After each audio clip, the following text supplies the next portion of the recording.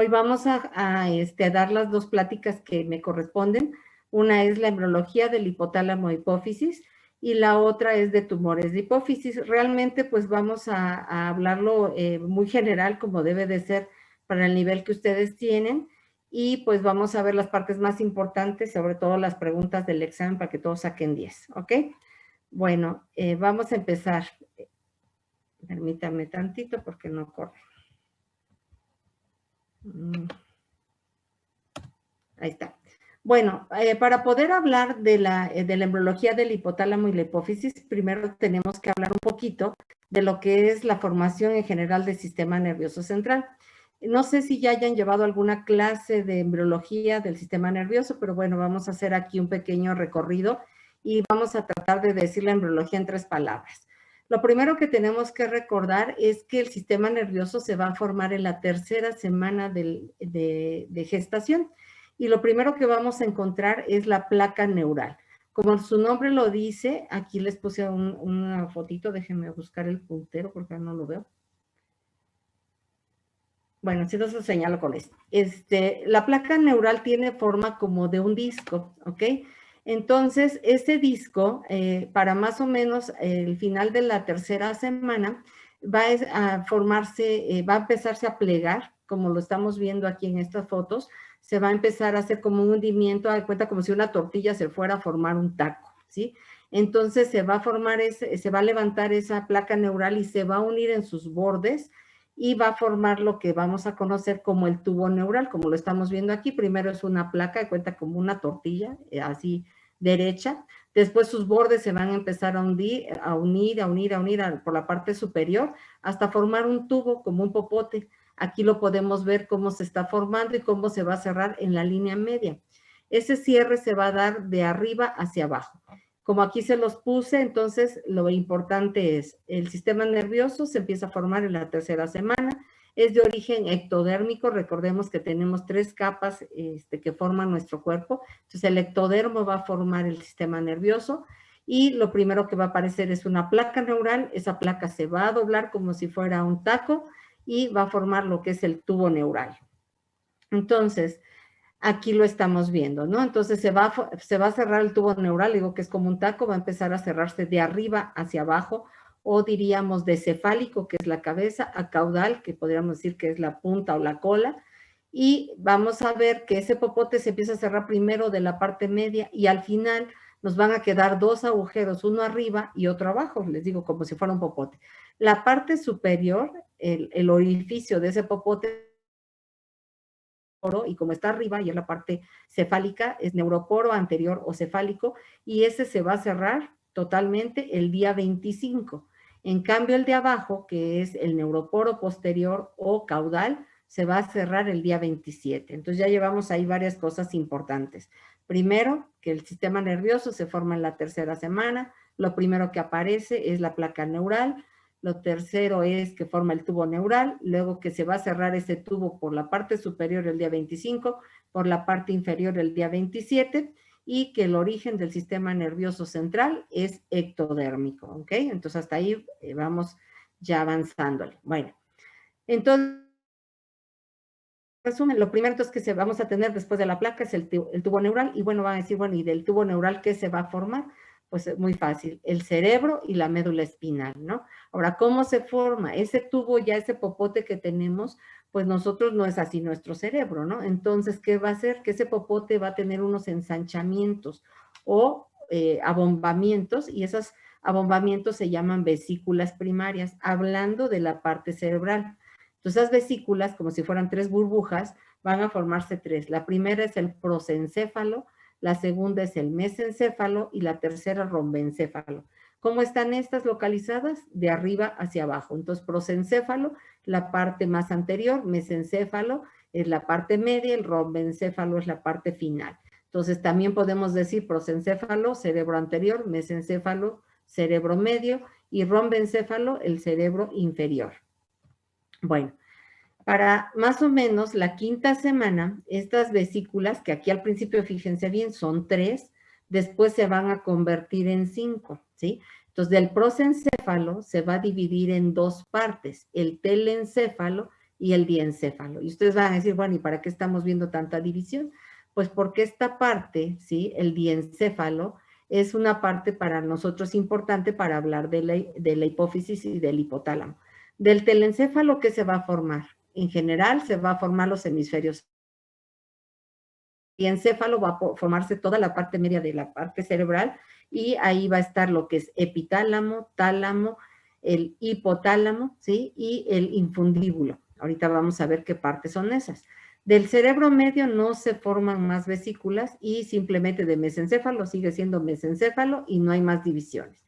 Y del rombencéfalo se va a dividir en dos partes. Una es el metencéfalo y la otra el mielencéfalo. Del metencéfalo, ahorita vamos a ver qué divisiones salen, que sería pues lo que es el puente y el cerebelo, y el mielencéfalo va a formar lo que es el bulbo y la médula.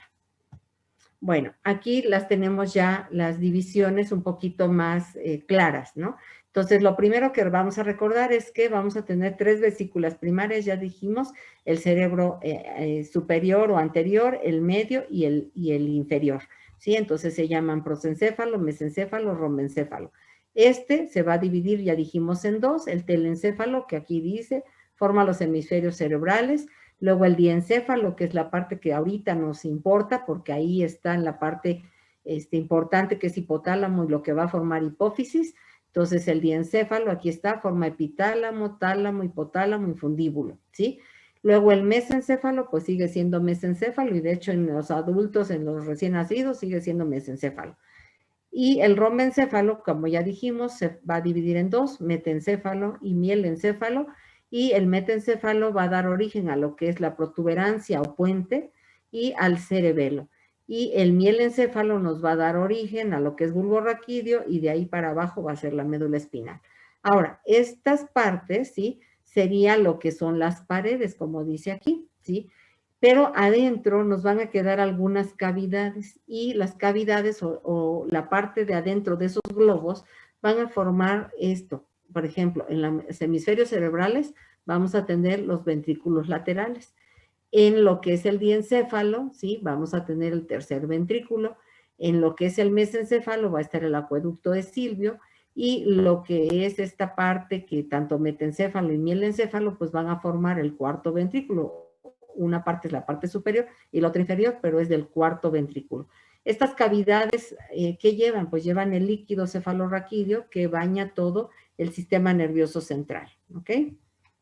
Bueno, ya lo vimos en esquema, ahora lo vemos aquí en una microfotografía, pues, de los embriones. Entonces, aquí vemos en la cuarta semana cómo tenemos estas divisiones en cerebro anterior, en cerebro medio y en cerebro inferior o caudal.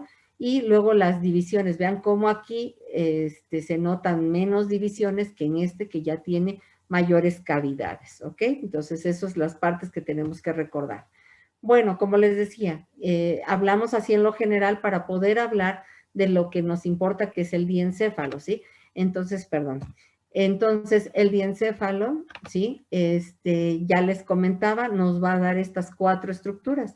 Epitálamo, ¿qué es el epitálamo? Pues lo que nos va a formar la glándula pineal. Luego, el tálamo es la parte más grande de lo que es el diencéfalo y realmente está dividido en dos. Tenemos 2 tálamos, ¿ok? Y luego tenemos el hipotálamo, que es la parte anterior e inferior del tercer ventrículo, y lo tenemos de cada lado, ¿sí? Y el infundíbulo, que es como el tallito que va a bajar del hipotálamo hacia la hipófisis. Entonces, esas 4 partes provienen del diencéfalo. Entonces, eso es lo que tenemos que recordar. Perdón. Ahora, hablando de cómo entonces se forma el hipotálamo, ya estábamos diciendo que en el embrión, aquí pueden ustedes ver, el embrión, da de cuenta que lo partimos a la mitad y lo estamos viendo de perfil. Entonces, si nosotros nos fijamos, bueno, pues la parte anterior es lo que va a formar lo que son los hemisferios cerebrales. Esta es la parte media, que es el diencéfalo, y la parte media del cerebro, que es el mesencéfalo, y para acá estaría el rombencéfalo. Bueno, nos vamos a centrar en esta parte que es el diencéfalo, que es la parte media del cerebro, o lo que está abajo de los hemisferios cerebrales. Entonces, en esta parte, como ya lo dijimos, va a estar el epitálamo, que sería la parte posterior, ahí va a estar lo que va a formar a la glándula pineal. Luego el tálamo, que parece como si fuera un huevo metido en esa cavidad aquí, ¿sí? Es la parte más prominente del diencéfalo, y les digo, tenemos dos tálamos que se unen en la línea media por lo que se llama la comisura intertalámica. Luego, debajo de él, del tálamo, aquí podemos observar lo que es el hipotálamo, ¿sí? Que son las paredes realmente del tercer ventrículo, y aquí va a haber la unión a lo que va a ir hacia la hipófisis. Bueno, nosotros vamos a hacer aquí un corte, y este corte lo vamos a ver viéndolo de frente, se puede decir. Ajá. Entonces tenemos la cavidad que forma el tercer ventrículo, donde va a estar el líquido cefalorraquídeo. De abajo hacia arriba tenemos primero el hipotálamo, ¿sí? Son estas prominencias que hace hacia el tercer ventrículo el hipotálamo.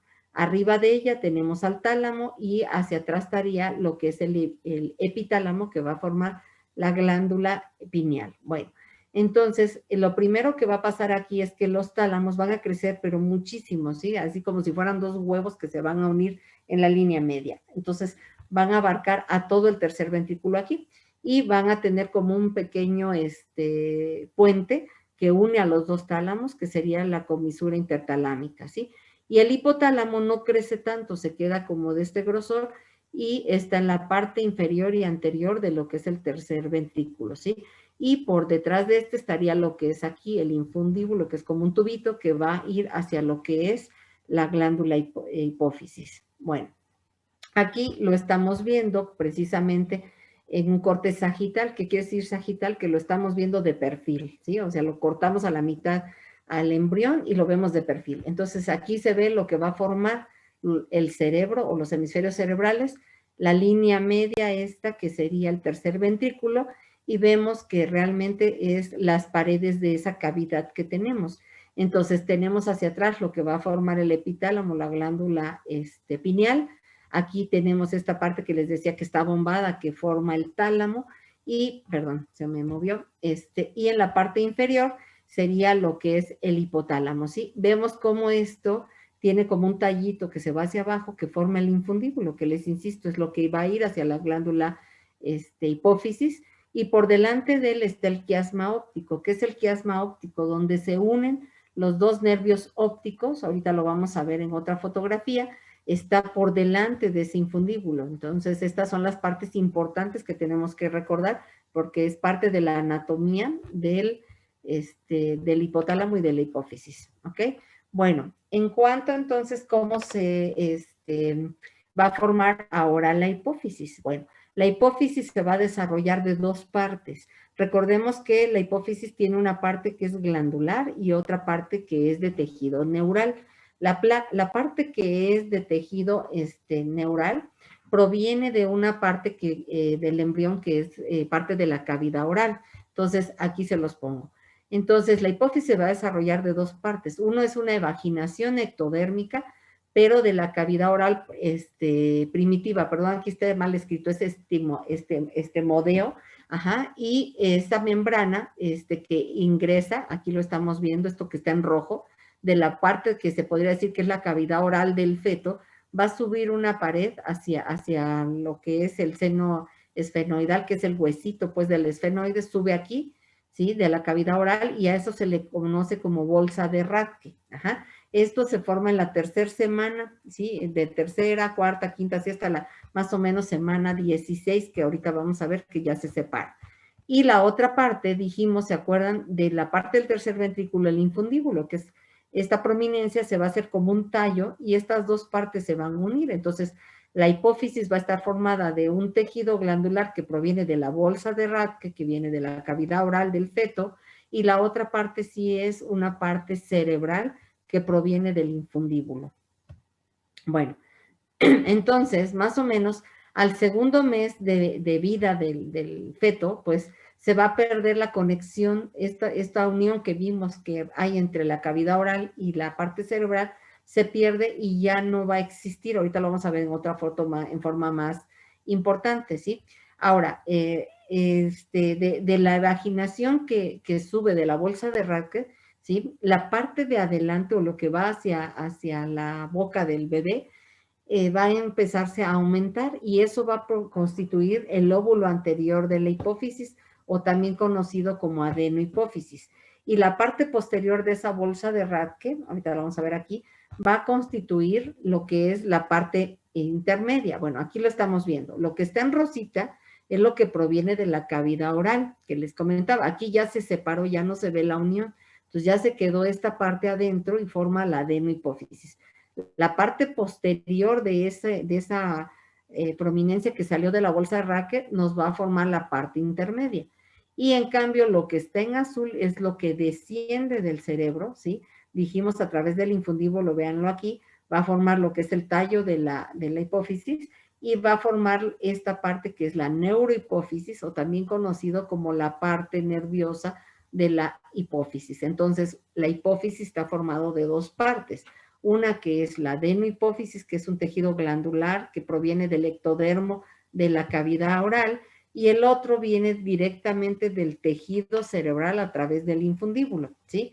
Entonces, eso es lo que tenemos que recordar en cuanto a la embriología. Ok, aquí está un resumen, entonces, de lo que les expliqué. Más o menos dijimos que todo empieza a la tercera semana, pero la cavidad oral aquí, como la estamos viendo, que se evagina hacia el cerebro, ¿sí? A través de lo que se conoce como la bolsa de Raque en las 6 semanas, aquí lo estamos viendo en el embrión, y el infundíbulo que empieza a crecer hacia abajo, ¿sí? Lo estamos observando aquí. A las 11 semanas ya vemos que casi ya no hay un vestigio de esa unión con la parte oral, ¿sí? Aquí ya es lo que se conoce como hipófisis faríngea, ¿sí? Aquí todavía el hueso está dividido, pero para las 16 semanas, o casi los 2 meses, ¿sí? Ya se separó totalmente esto y ya no existe vestigio de que provino de la boca, ¿sí? Y vean cómo les decía, entonces el infundíbulo empieza a crecer y ambas cosas empiezan a ensancharse, tanto el óvulo anterior como el óvulo posterior, que una parte es parte nerviosa y el otro es tejido glandular, ¿sí? Entonces aquí está el resumen de lo que sucede en la embriología, ¿ok? Bueno, realmente les quise como resumir la parte de la embriología. Ahí están las partes más importantes. Uno, recordar cuándo se forma el sistema nervioso central, de dónde proviene, dijimos del ectodermo, cómo se dividen el tubo neural en vesículas, primero primarias, luego secundarias, y a qué da origen. Luego recordar que el hipotálamo y la hipófisis provienen del diencéfalo, ajá, y que la hipófisis realmente está formada de dos partes, una parte que proviene de la cavidad orofaringea del feto a través de la bolsa de Rathke y la otra parte que es realmente proveniente del sistema nervioso central, que es la neurohipófisis. Bueno, ahora vamos a hablar del segundo tema, que son los tumores hipofisiarios. Antes de empezar de esto, ¿hay alguna duda de la embriología? ¿O queda todo Yo, claro o todo yo sí confuso? tengo una doctora, perdón. Ajá. Es que me perdí un poco. Mencionaba que del segundo mes del feto, pues es cuando se empezaba ahora sí que a formar la glándula hipófisis. No, la glándula hipófisis empieza desde la tercera semana, ¿sí? O sea, la tercera semana ya empiezan los vestigios de que empieza la cavidad oral a introducirse hacia el cerebro. Decíamos que a los 2 meses se pierde totalmente ese canal que hubo del paso de la orofaringe hacia la parte cerebral.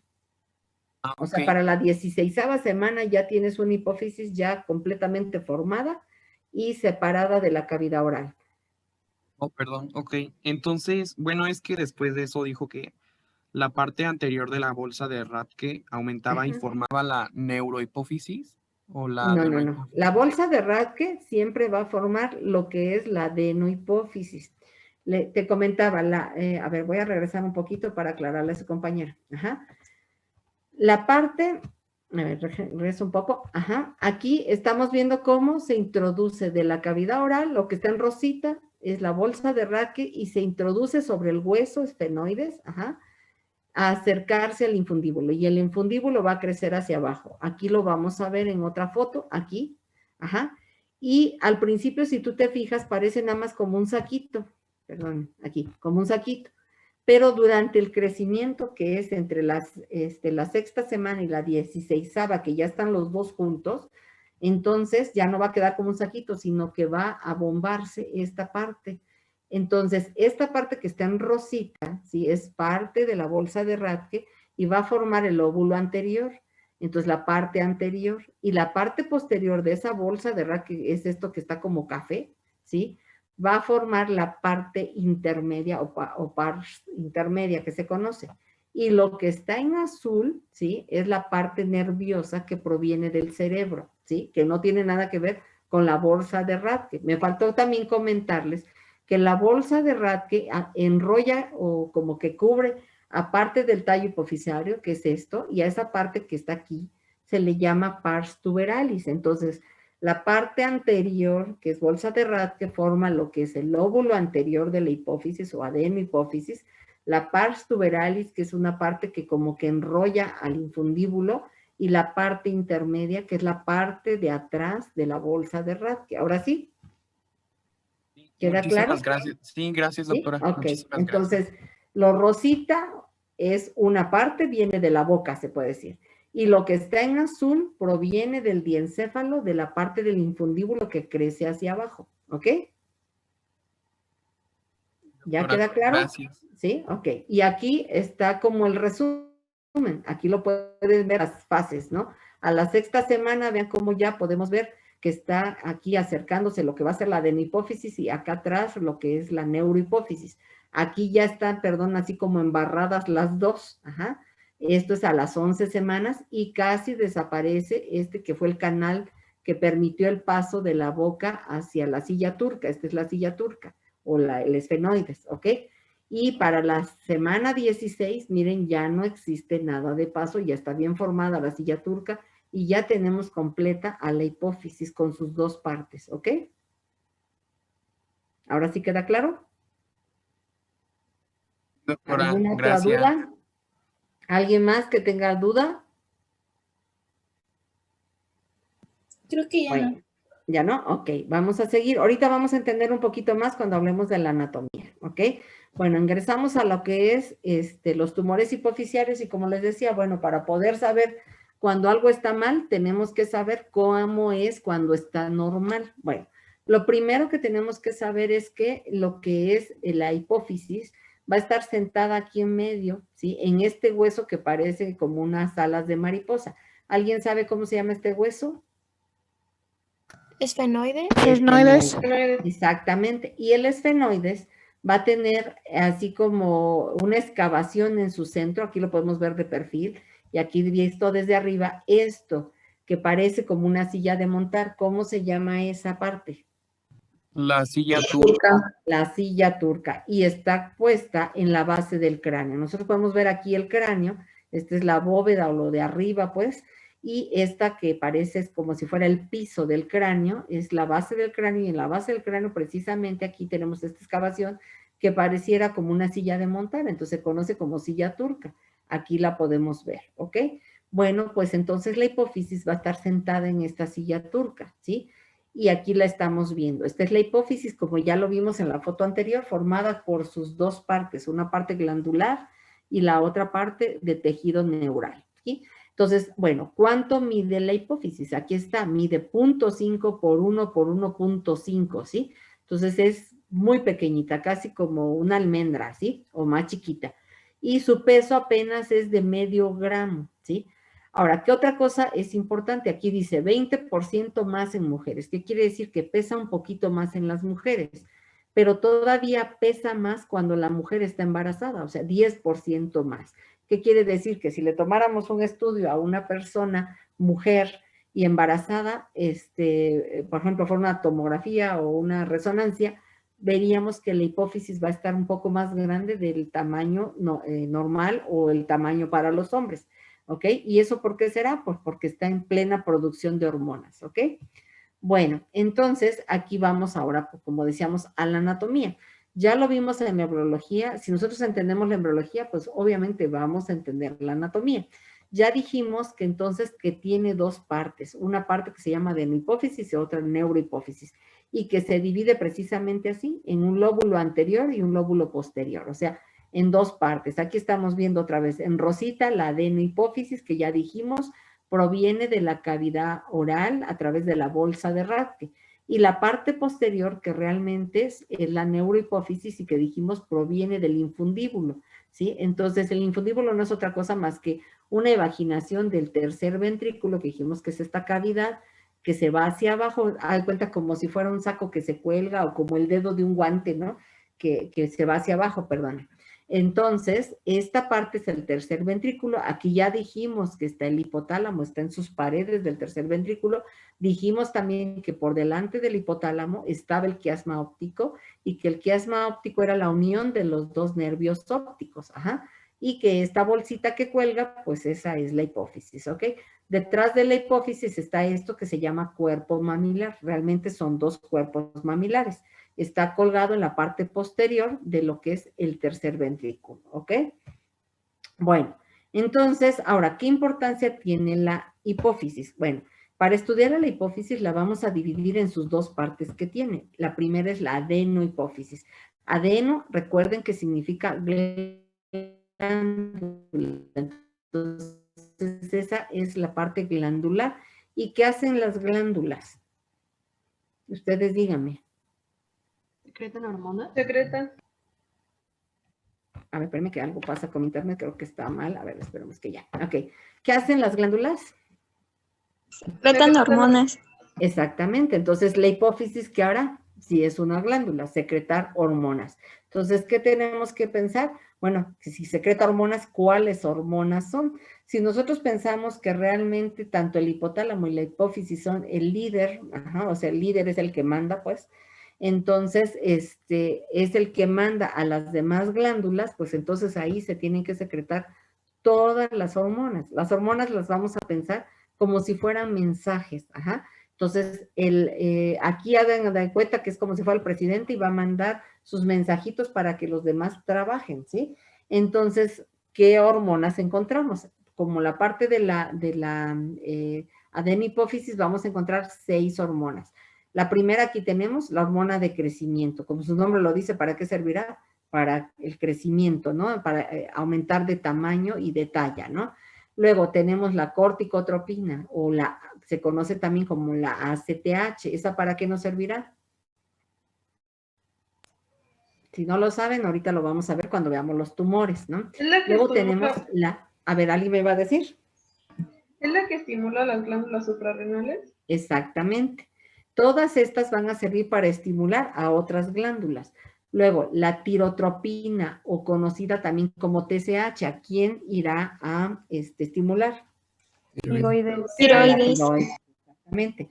Luego, la prolactina, ajá, ¿esa para qué nos servirá?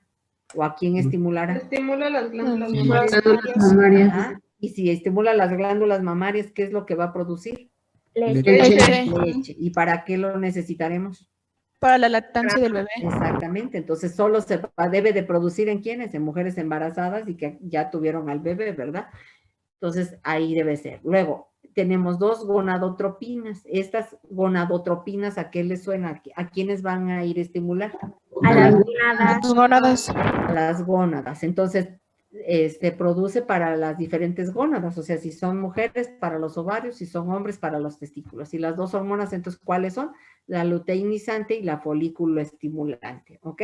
Bueno, entonces ahí tenemos las 6 hormonas que produce la adenohipófisis.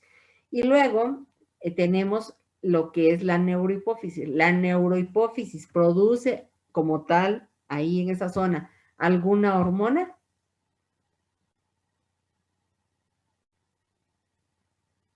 ¿Alguien que me conteste? ¿La neurohipófisis produce una hormona ahí en ese sitio? ¿Sabemos o no? Creo que no, que ¿La nada más. oxitocina no sería para las glándulas mamarias también?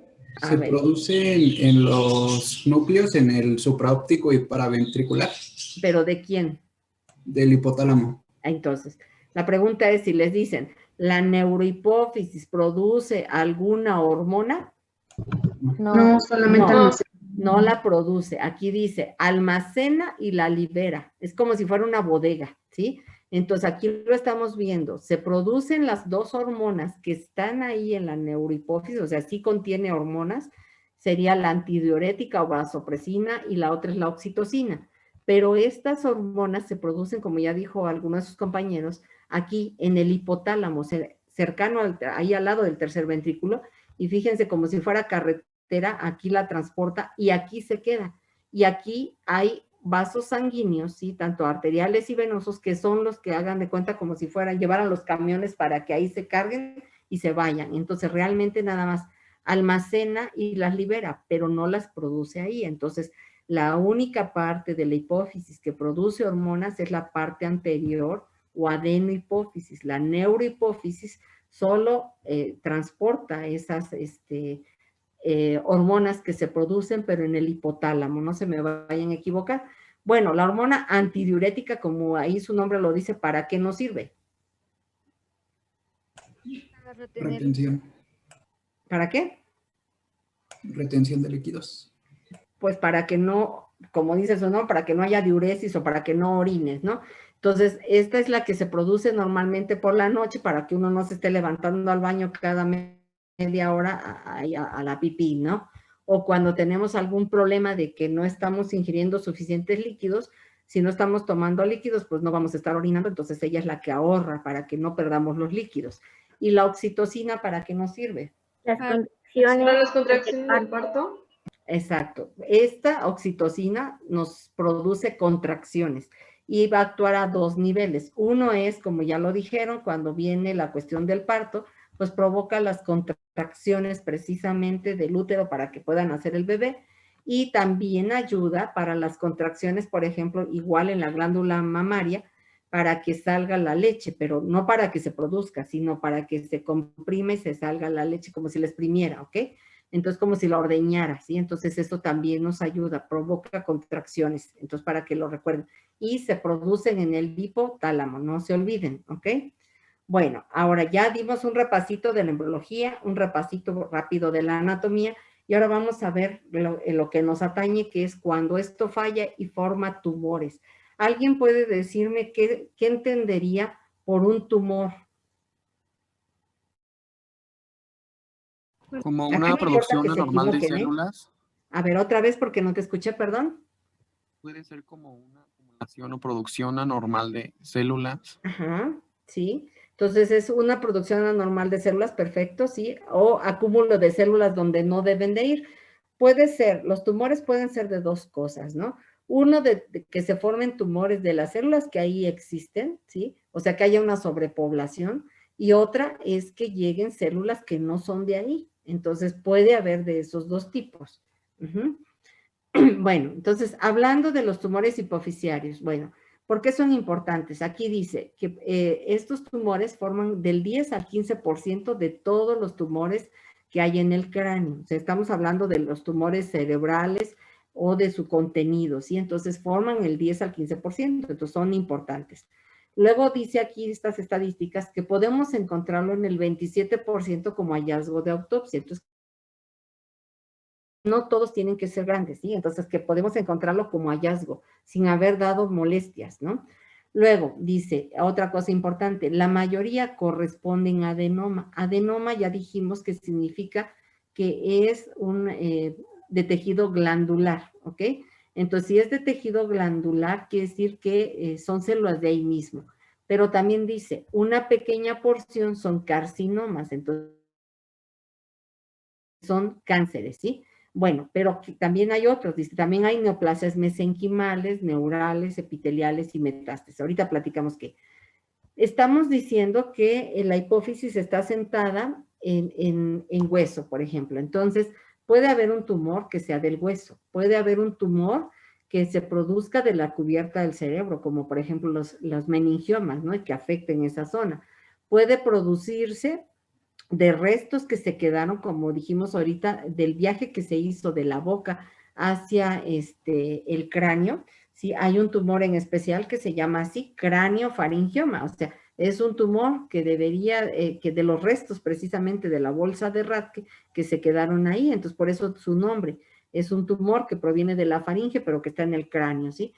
Podemos tener también tumores que se formen neurales, ustedes dirían, ¿por qué? Pues ya dijimos que la neurohipófisis se forma de de células cerebrales. Entonces, los tumores que afectan al sistema nervioso se pueden originar en esta zona también. Tumores epiteliales, cuando se nos quedan restos, ¿no?, de lo que decíamos de la bolsa Raque, y la última, metástasis. ¿Qué quiere decir metástasis? De un tumor de otro sitio que no va ahí y que se implanta ahí. Entonces, es un tumor que viaja de otro sitio. Por ejemplo, no sé, tener un tumor mamario o de testículo y que al operarlo, pues nos salgan células de ahí, pues esas no van ahí, pero viajaron. Entonces, se conocen como metástasis. Ok, bueno, entonces, ¿cómo podemos nosotros clasificar a los tumores? Bueno, los tumores de la hipófisis se pueden clasificar de muchas formas. Lo podemos basar en de qué están compuestos, de qué tipo de células. Ya vimos ahorita los nombres que podían tomar dependiendo de la célula que se originan.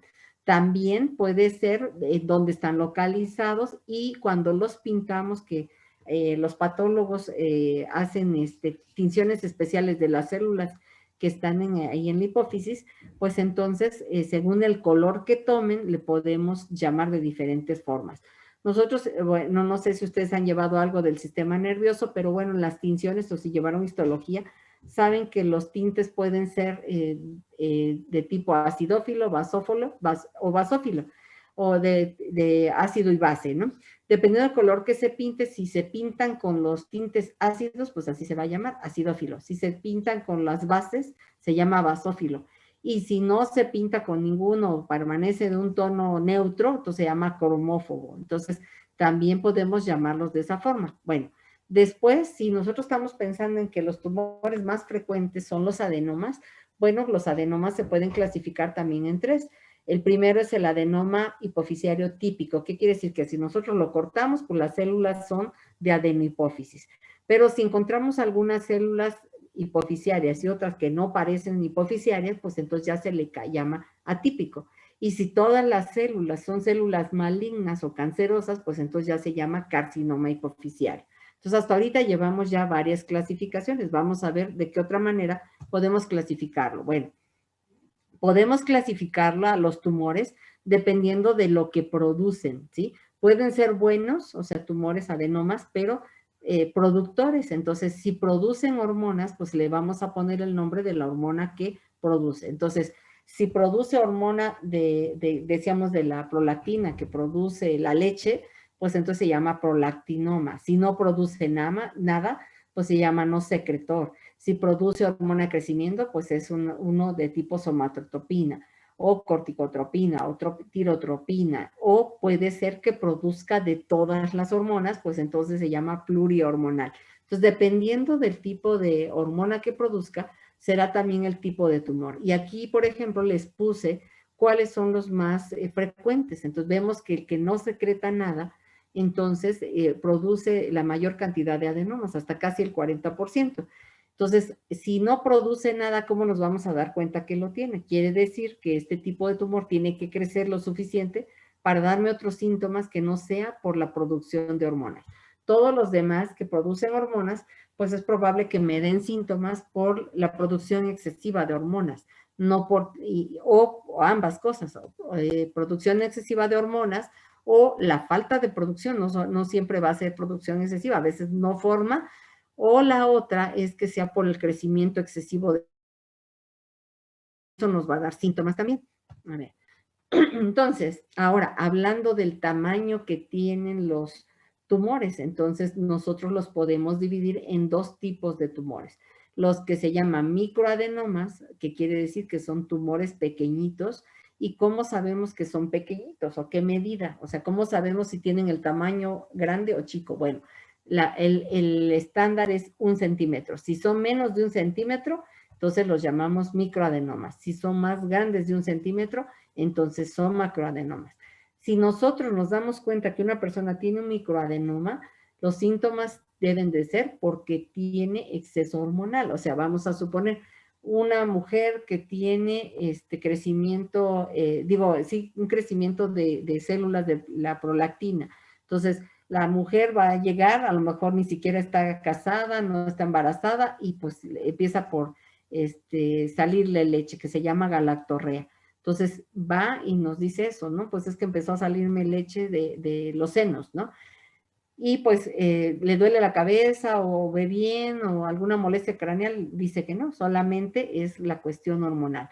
Entonces le hacemos sus análisis y pues sale elevada la prolactina. Le hacemos su resonancia magnética, hacemos un estudio de imagen y puede ser como esta, que vemos que la hipófisis pues está dentro del tamaño normal. Podemos ver algunas partes hipodensas, o sea que están pequeñitas y color negra, o que tenga algún reforzamiento con la administración de contraste, pero es chiquitito, ¿sí? Entonces, eso lo catalogamos con microadenoma. En cambio, si fuera esta paciente que estamos viendo aquí, ¿sí? Pues esta bolota, pues claro que le va a dar síntomas. Entonces, son tumores de mayor de 1 centímetro, le va a dar efecto de masa y los síntomas pueden ser por las dos cosas, que esté por exceso o por disminución, y por tamaño. Ajá, entonces, eso es lo que tendríamos que tomar en cuenta. Bueno, ahora, ya vimos entonces por los tamaños. Ahora, ¿cómo son las características generales de un tumor ahí en la hipófisis? Generalmente, como lo platicamos, los tumores más frecuentes pues son los que se forman de las células que están ahí, entonces se denominan adenomas hipofisiarios. Ajá. Casi todos esos adenomas son benignos en cuanto a estirpe, ¿sí? Pero no quiere decir que sean buenos en donde están localizados. Como vimos en las imágenes, pues van a ser tumores que van a estar en el centro del cerebro y que están cercanos como vimos ahí, a la parte visual, ya sea que compriman al quiasma o a los mismos nervios ópticos o hacia atrás a las cintillas ópticas. Entonces nos pueden dar problemas de agudeza visual, nos pueden dar problemas de dolores de cabeza. Por ejemplo, que estamos viendo ahí en un caso de autopsia, pues a este paciente pues seguramente tuvo molestias de dolor de cabeza, pudo haber tenido alteraciones en el flujo líquido cefalorraquídeo, pueden hacer hidrocefalia por la compresión, ¿sí? Pueden tener alteraciones hormonales graves, ya sea que por exceso o por falta, ¿sí? Entonces, puede provocar problemas graves. Y acuérdense que ahí al lado de la silla turca, ¿sí? Van a pasar las carótidas. Las carótidas son las arterias que llevan la sangre, se puede decir, si ustedes se tocan en el cuello, vienen desde la parte del corazón y van a llevarle la sangre a la parte anterior y media del cerebro. Entonces, si por algo el tumor invade a las carótidas, pues nos pueden provocar efectos de infartos o alteraciones de la vascularidad cerebral. Entonces, aunque sean de células buenas, que no sean cancerosas, pues no, su comportamiento no es bueno, ¿ok?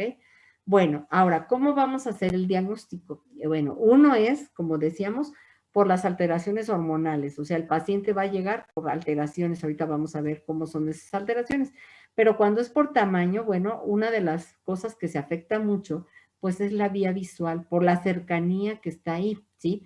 Lo que tenemos que recordar es que abajo del quiasma óptico, que el quiasma dijimos es la parte que une a los dos nervios ópticos, aquí estamos viendo, este es un ojo, este es el otro, aquí viene el nervio óptico y en la línea media vean cómo se junta.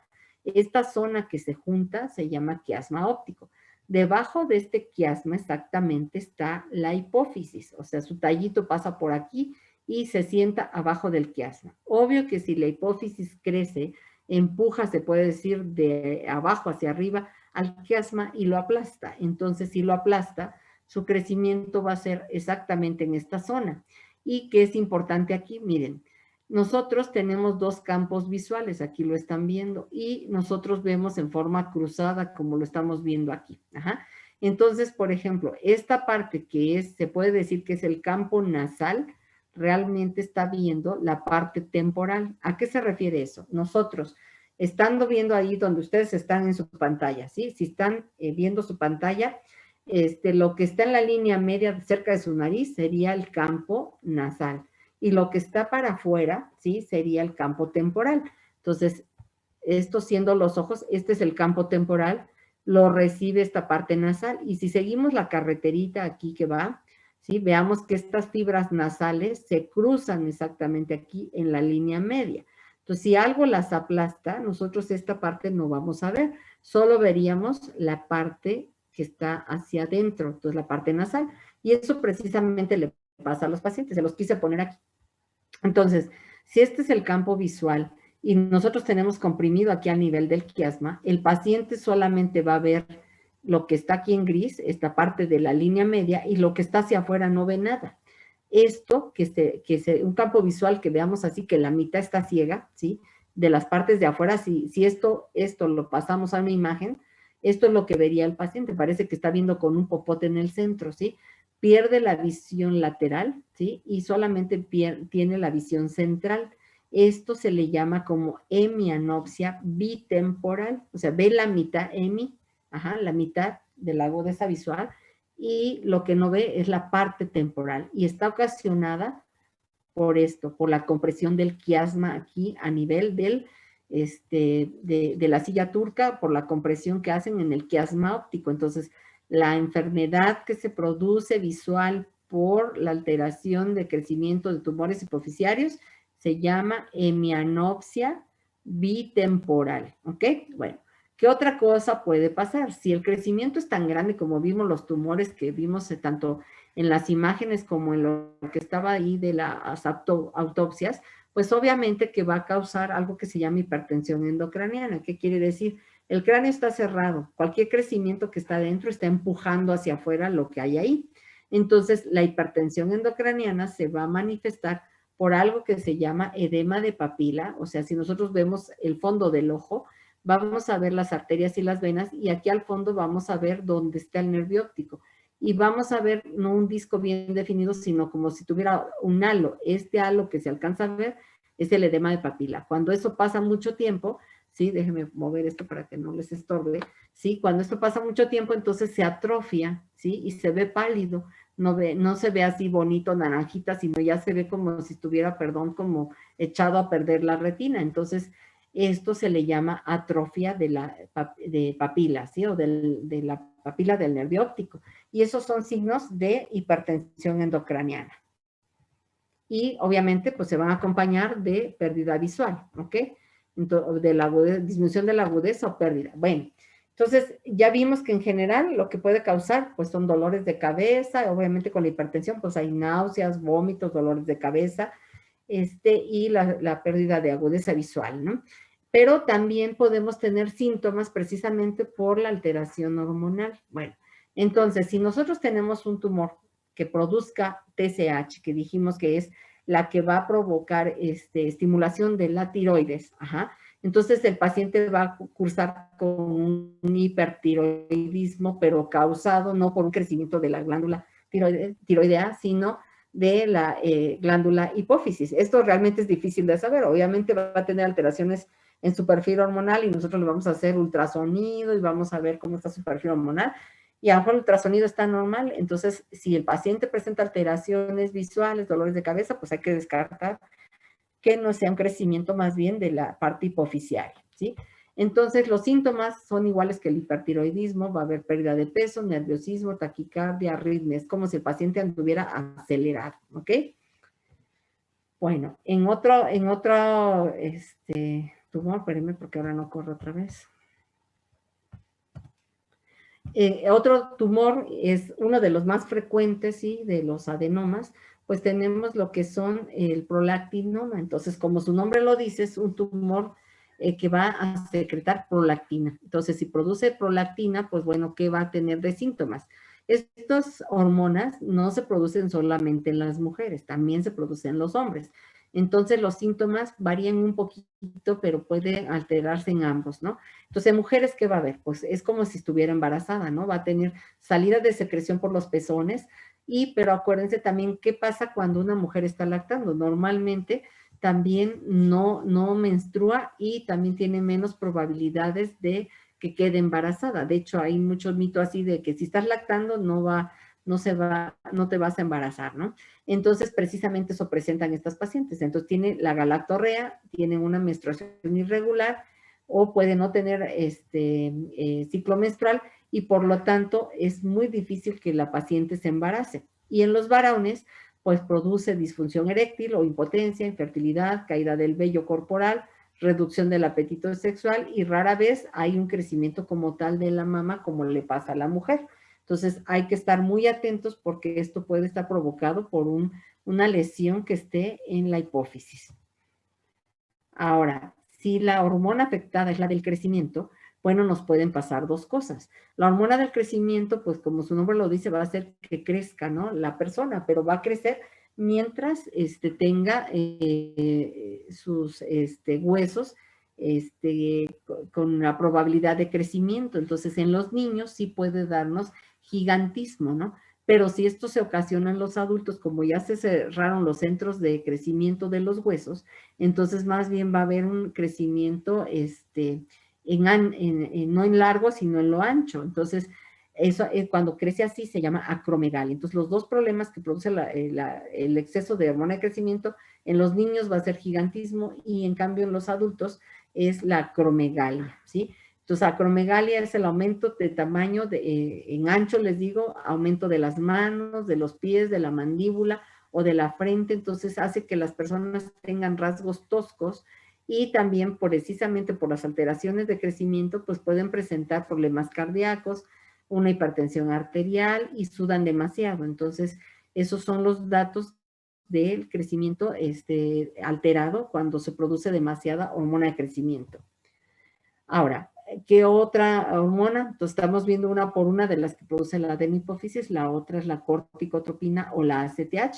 Como ya dijo una de sus compañeras, bueno, pues esta lo que va a estimular son las glándulas suprarrenales, ¿no? Entonces, cuando hay una producción excesiva, va a dar lugar a la enfermedad que se le conoce como Cushing, ¿sí? ¿Cuáles son los síntomas de esas personas? Bueno, tienden a tener una cara gordita o redonda y por eso se les conoce como cara de luna llena, ¿sí? Tienen esto que vemos aquí, hirsutismo, que es aumento del vello, aumento de vello, y se le conoce como hirsutismo, aumentan de peso y como hay un aumento de peso, un crecimiento de la grasa abdominal, entonces aparecen esto que estamos viendo aquí, que son estrías, así como que les aparecen a las mujeres embarazadas, a ellas también les aparecen estas como estrías o esto que se llama aquí marcas de estiramiento por el crecimiento excesivo pues del tejido de grasa debajo de la piel. Es tanto que pues no da a tiempo a crecer la piel y entonces se va como rompiendo y forma estas estrías. Y de presión arterial precisamente por estos cambios, ¿ok? Bueno, ahora pues ya vimos entonces lo que puede pasar como síntomas neurológicos, como síntomas hormonales. Ya vimos cómo lo podemos diagnosticar clínicamente por las alteraciones visuales y los síntomas de hipertensión endocraniana. Y ahora, ¿cómo lo podemos corroborar? Bueno, para eso nos sirve la imagen. Podemos empezar desde lo más simple, que es la placa, ¿sí? Tomar una placa simple. ¿Qué vamos a observar ahí? Bueno, lo que estamos viendo aquí. Para que no se duerman, alguien me puede decir qué podemos estar observando en esta placa. Es una placa simple en vista lateral y para que se orienten, esto es la silla turca, ¿no? Donde está la flecha. ¿Alguien me puede decir qué tiene de anormal esta placa simple? ¿Ya se durmieron? No, aquí está. No están dormidos, pues ya yo creo que ya oigo hasta los ronquidos aquí. Que no se debería de ver blanco. Ok, O el que se ve centro. salido, Bueno, ¿no? lo primero veamos. Esto sería la silla turca, ya les dije. ¿Cómo la ven de tamaño? ¿Les parece que sea normal este tamaño? Está aumentada. Está más grande. Ya grande, o sea, esta parece, en vez de ser una caniquita, dijimos que la medida era como de 0.5 por 1, o sea, si esto me decimos que es de 0.5, ¿ustedes creen que esto más o menos mide 1 centímetro? ¿O está grande? La silla turca está aumentada. ¿Qué pudo haber hecho que aumentara de tamaño? Un osteosarcoma. Algo que la empuja, entonces ahí podemos pensar, pues debe tener un tumor que la ensanchó. Y las cositas blancas que alguien me dijo, ¿estas qué podrían ser? Normalmente no lleva cositas blancas ahí, entonces, ¿qué podrían ser? Estas cositas. Se parecen al hueso, entonces, ¿qué contenido tendrá esto? ¿Podrá ser agua, podrá ser sangre? Calcificaciones. Entonces, Es un tumor que probablemente tiene calcificaciones. Entonces ya con esto estoy haciendo, con esta placa simplemente digo, pues ahí parece que tiene un tumor y este tumor tiene calcificaciones. Ahora nos vamos aquí a la silla turca. Acuérdense como la primera imagen que vimos, el esfenoides. Entonces aquí, ¿qué observamos en esta tomografía? Es esta y esta. Esta está vista en un corte horizontal a través de los ojos, se puede decir. Y esta estamos viendo de frente solamente la línea media. ¿Qué observan ustedes aquí en esto y en esto? ¿Se identifica bien el hueso o qué pasa ahí?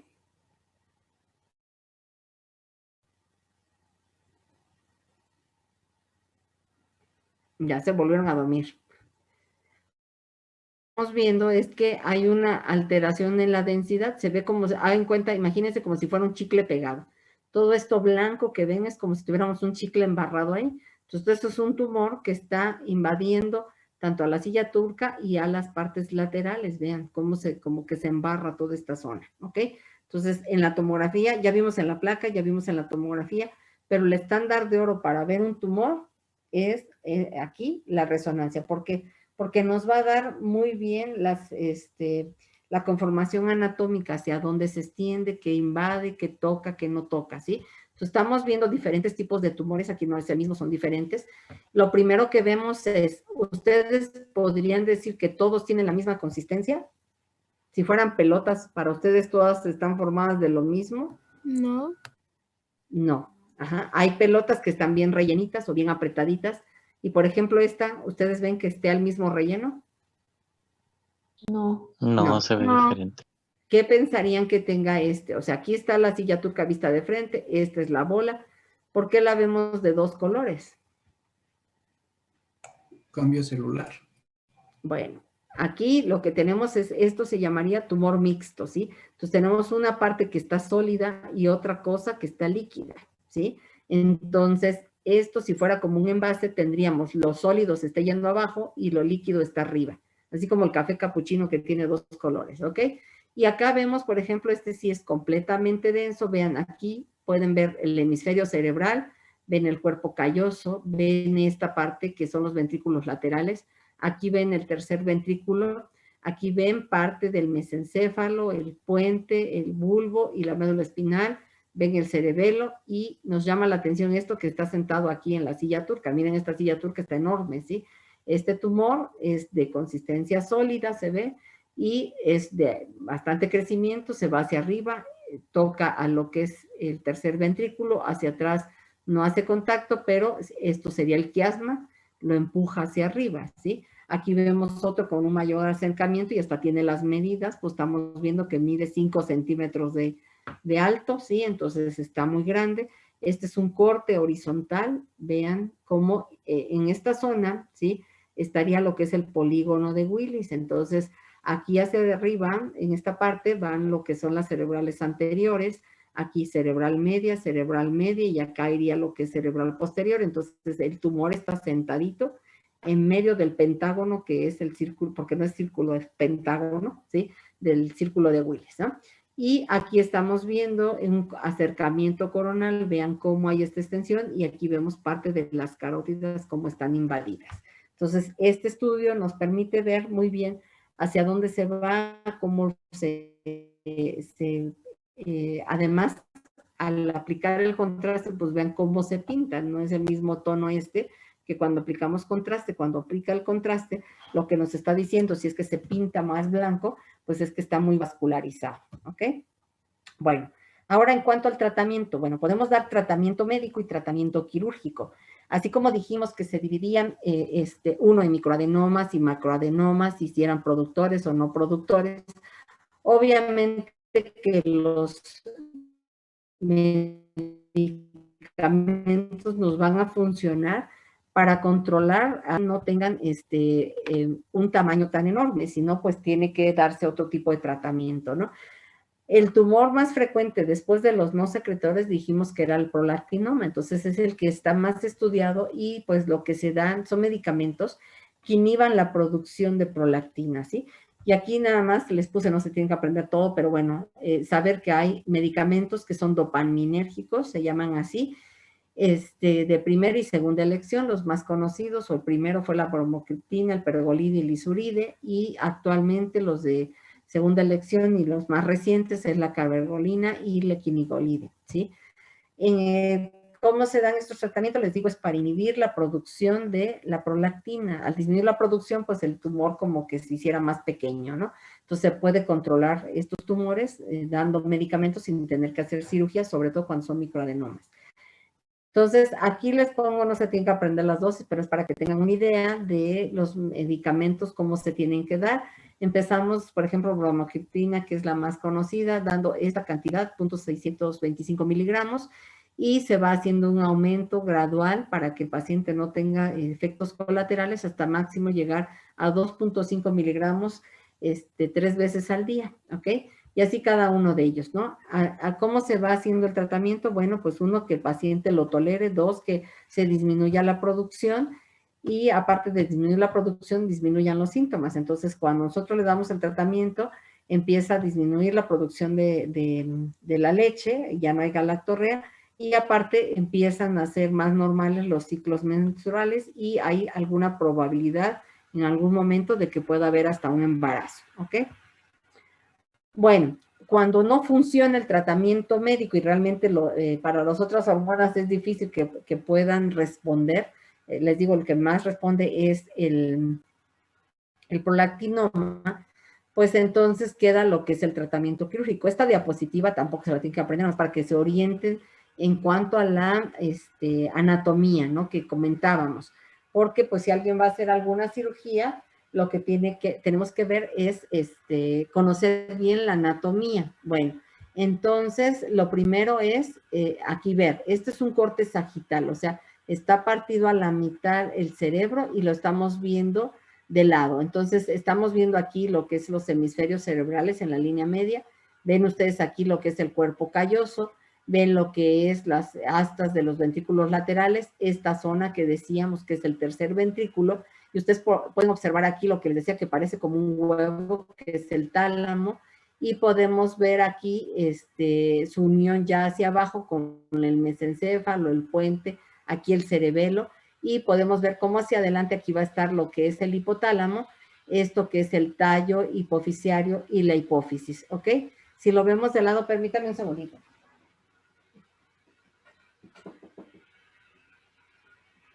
Perdón, ¿eh? Entonces, si nosotros lo vemos de lado, ¿sí? Lo primero que tenemos que, perdón, no de lado, este es de lado, este es de frente. Viéndolo de frente, nosotros estamos viendo aquí lo que es la hipófisis. Entonces, vean la hipófisis y su tallito, ¿sí? El tallito que está aquí. Y esto que estamos viendo aquí en rojo, pues son precisamente las carótidas. Ajá, entonces, si un tumor crece aquí, va a invadir estas partes que son las carótidas y es lo que lleva toda la circulación, les digo, a la parte anterior y media del cerebro. Entonces aquí sube la carótida y vean cómo aquí se va a dividir esta parte, sería lo que va a formar la cerebral anterior y esta la cerebral media. Entonces aquí lo están viendo en esa posición.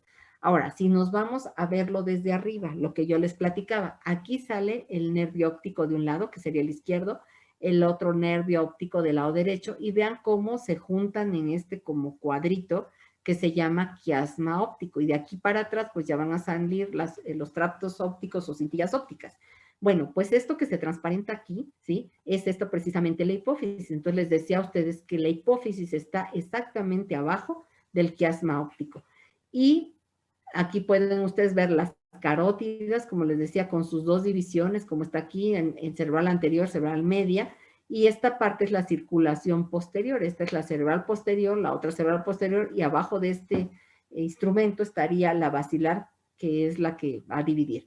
Aquí pueden ustedes observar parte del mesencéfalo, ¿sí? Y parte de los nervios que salen del mesencéfalo, que es el tercer nervio. Bueno, si nosotros cortamos aquí al quiasma óptico, entonces vamos a poder ver lo que es esto, que es la silla turca. Entonces ya cortaron aquí, mire, ya quedaron nada más los nervios ópticos, y aquí está la silla turca. Entonces aquí ahora sí podemos ver lo que decía del círculo de Willis o polígono de Willis, ajá, que parece un pentágono, es esto. Entonces todo tumor que crezca aquí pues va a quedar sentado en medio de todas estas arterias. Todo esto se los digo ¿para qué?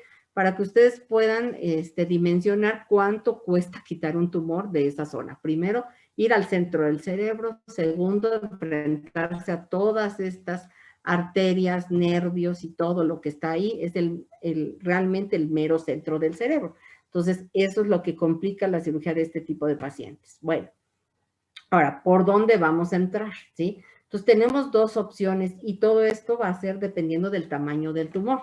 Podemos entrar, ¿sí? Aquí es la nariz de la persona y esto es el esfenoides, ajá, y aquí estaría la silla turca. Entonces, si nos vamos a través de la nariz, atravesamos aquí el seno esfenoidal, vamos a llegar a esto que es la silla turca. ¿En qué casos podemos usar? Pues si la silla turca estamos diciendo que es pequeñita, pues podemos operar tumores de preferencia que no se salgan de la silla turca. Entonces, aquí les puse las imágenes de cómo se hace la cirugía. Bueno, nosotros tenemos que entrar a través de la nariz, ajá. Aquí vamos a ver, pues, el tabique nasal y vamos a llegar a la parte del seno esfenoidal. Ya estamos aquí, ajá, estamos en esta zona. Abrimos el seno esfenoidal, le cortamos este huesito y pues vamos a entrar a la segunda cavidad que está aquí, el piso de la base del cráneo. Aquí está. Rompemos con un cincel así, es este instrumento que están viendo así, es como el cincel que usan los albañiles para cortar los muros, pero nosotros algo pequeñito, cortamos y hacemos un cuadrito. Y lo que están viendo ustedes aquí es la cubierta del cerebro que se llama dura madre. Ajá, es una meninge que cubre al cerebro. Entonces esa meninge la cortamos y la quemamos y esto que se transparenta aquí rosita, ese es el tumor. Y con este instrumento que se llama cucharilla, así como ustedes dan cuenta que fueron una cubeta y van a vaciar un helado, con estas cucharillas vamos a ir sacando poquito a poquito, con mucha calma, el tumor en pedacitos, ¿sí? ¿Hasta qué? Hasta que limpiemos toda esta zona que ya no se sienta. Se tiene que hacer con mucho cuidado, ¿por qué? Porque ya saben ustedes que a los lados están las carótidas, ajá, por delante están el quiasma, o adelante y arriba está el quiasma óptico. Entonces, si nosotros lastimamos eso, pues vamos a dejar al paciente con un sangrado, con una dificultad, un infarto cerebral o con alteraciones visuales. Entonces, todo eso se tiene que hacer con mucho cuidado. Entonces, esto se llama recesión transesfenoidal y es a través de la nariz, a través del seno esfenoidal. ¿Ok? Cuando no se puede así, porque el tumor es muy grande, entonces no nos queda otro más que abrirle el cráneo para poderlo sacar. Y por aquí tenemos dos tipos de formas de entrada. Uno es entrar de lado, ¿sí? Como está aquí el esquema, ¿sí? Esta es la persona, vamos a entrar aquí de lado. Esta craniotomía es pues parte de la parte temporal, se puede decir, y vamos a verlo de esta manera, vamos a ingresar hacia la base del cráneo. Eso se llama terional. ¿Por qué se llama terion? Porque donde se une la parte frontal, maxilar y el temporal, aquí, este es el terion. Ajá, entonces es la parte de la unión frontal, el temporal y esta parte pues del maxilar, esta zona se llama terion. Entonces la craniotomía aquí es terional. La otra forma, pues es frente, aquí, y que levantemos, como se ve aquí, con un aparatito, pues con un separador, levantemos el cerebro que está aquí, en esta zona, lo levantemos y podamos llegar por esta parte hacia el tumor. Entonces son las dos vías de acceso. Bueno, aquí les estoy mostrando uno que usó las dos formas, ¿sí? Entonces, aquí están viendo, hicimos una craniotomía frontal amplia, le quitamos parte del temporal, le quitamos la órbita, esto es lo que cubre al ojo, y esta parte es la parte del maxilar, ¿ok? Bueno, entonces ahí tenemos un abordaje ampliado que muestra ambas vías, tanto la de la base como la lateral. Y aquí les estoy mostrando una foto del microscopio directamente donde ustedes están observando aquí parte del ala del esfenoides, ajá. Esto blanco que ustedes ven aquí es el nervio óptico, es la carótida, o sea, es la arteria que lleva la sangre, y esto que está aquí en medio es el tumor, y con este aspirador lo estamos moviendo, ¿sí? Entonces se va a operar entre estos espacios que aquí máximo es 1 centímetro que tenemos, ajá, para estar movilizando el tumor. Aquí ustedes pueden observar que con unos aparatos especiales, con mucho cuidado, pues vamos sacando el tumor por pedacitos igual. hasta que como aquí se ve, observa, ya no hay nada. Entonces aquí se está recorriendo la arteria carótida, ya no se ve tumor, y de este lado tampoco hay, ya no existe el tumor.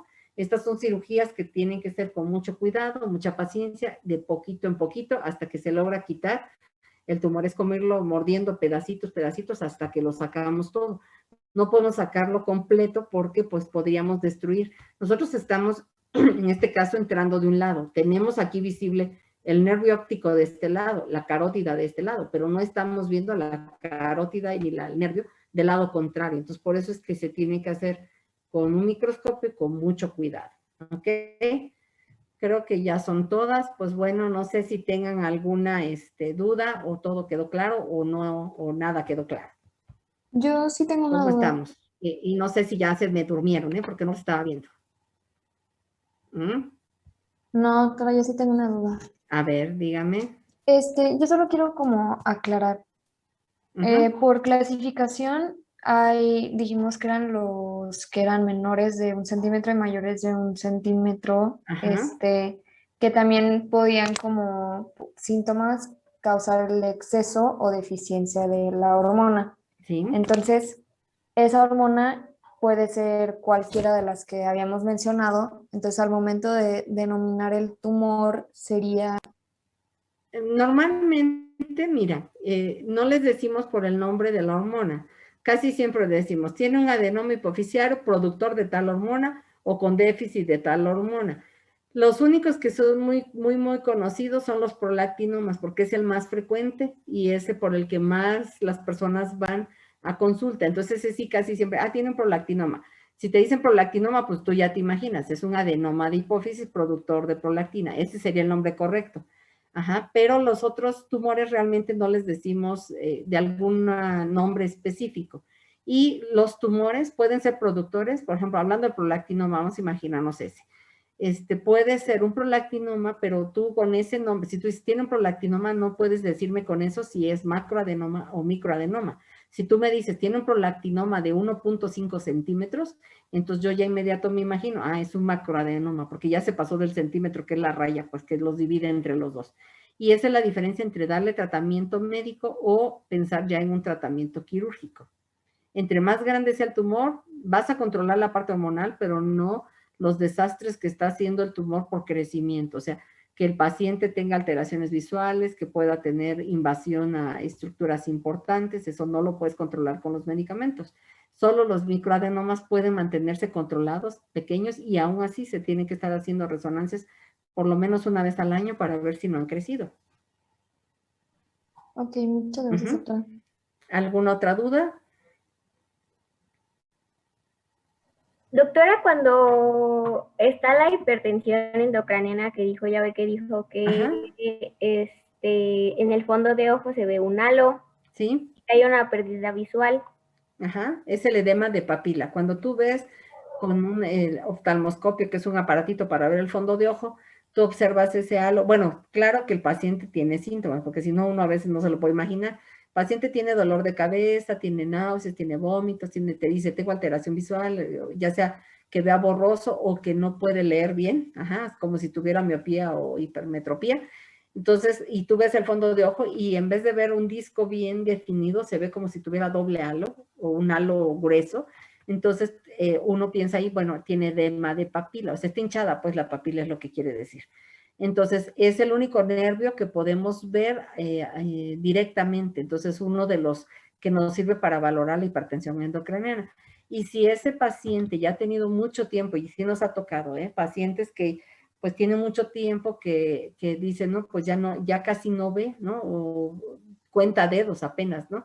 Y a 1 metro, ¿no? Entonces lo observas y pues ya no se ve el halo, sino que se ve todo pálido, así como les puse la foto, pálido el fondo de ojo en vez de ser como naranja. Entonces ahí le llamamos atrofia de papila. Pero clínicamente el paciente casi está ciego. Sí, gracias, doctora. Esa era mi pregunta, que cómo era la pérdida visual. Ok, sí. Gracias. O sea, hay gente que te dice, es que veo borroso. O tú le haces la prueba y pones un dedo a, no sé, a 3 metros y dice, veo 2 dedos, ¿no? Eso se llama diplopia, si ve doble. Si lo ve borroso, o no lo ve, pues entonces estás viendo que tiene problemas visuales. Ahora, el cuadro más clásico, les decía, la hemianopsia bitemporal. Clínicamente, ¿cómo vemos eso? Nos sentamos nosotros enfrente del paciente, ¿sí? Y esperando que nosotros estemos normales, porque eso tampoco lo sabemos, ¿sí? Le decimos al paciente que se tape un ojo, el mismo que nos vamos a tapar nosotros. Y entonces extendemos nuestros brazos y vamos moviendo los dedos desde afuera hacia adentro. Y tú le preguntas al paciente hasta dónde lo ve. Entonces, normalmente si ahorita ustedes hacen la prueba y extienden sus dedos, hagan de cuenta así, ¿no? Ustedes, aunque me estén viendo de frente, están viendo que estoy moviendo los dedos. Entonces lo voy moviendo hacia adelante y pues si por ejemplo me dicen aquí, pues yo digo, yo los veía desde acá. Entonces ya este pedazo le faltan 20 centímetros o 30, ¿sí? De que no ve claramente. Y la otra forma es hacer una campimetría electrónica, que fue la que les puse, donde se ven los campos visuales y la parte que no ve sale oscura. ¿Alguna otra duda? ¿Alguien más? Doctora, una pregunta. Por ejemplo, había mencionado que para reseccionar el tumor lo hacían en partes, pero también había mencionado que hay ocasiones en las que hay líquido. ¿Ahí qué se haría? Por ejemplo, bueno, el líquido se vacía, pero algo importante ahorita que dijiste líquido, o sea, si tenemos un tumor quístico, pues se saca lo sólido y el agua se vacía por sí sola cuando quitas lo sólido. Pero algo muy importante, cuando les dije que hacíamos la resección transesfenoidal, dijimos que abrimos la cubierta de la dura madre. Entonces le hicimos un hoyo. Esa parte de la dura madre, pues ahí corre el líquido. Entonces, nosotros tenemos que sellar a la salida. Normalmente, ahora ya existen parches durales, se llama Duragen. Se pone un pedacito que forma dura madre, pero antes que no había esos parches, teníamos que abrirle ya sea en parte del abdomen o aquí al lado de la pierna y sacarle un pedacito de músculo con grasa. Y ese pedacito de músculo con grasa lo poníamos ahí donde vieron que hicimos el orificio para sacar el tumor. Cuando hicimos a través de la nariz, se ponía ese como un parche para taparlo y pegarlo ahí y que el paciente no presente después algo que se llama fístula de líquido, que pues cuando se agacha le sale agua por la nariz. Entonces se tiene que sellar el orificio por donde entramos. Igual que la dura madre que se cierra cuando abrimos el cerebro, tenemos que sellarla muy bien para que no haya fuga de líquido que corre normalmente debajo de las meninges. ¿Ok? ¿Alguna otra duda? ¿Alguien más? ¿Todo claro? Sí. Bueno, entonces, pues vimos los dos temas, ya recordamos más o menos qué es lo importante. Si hubiera alguna duda, a sus compañeras les voy a pasar mi correo.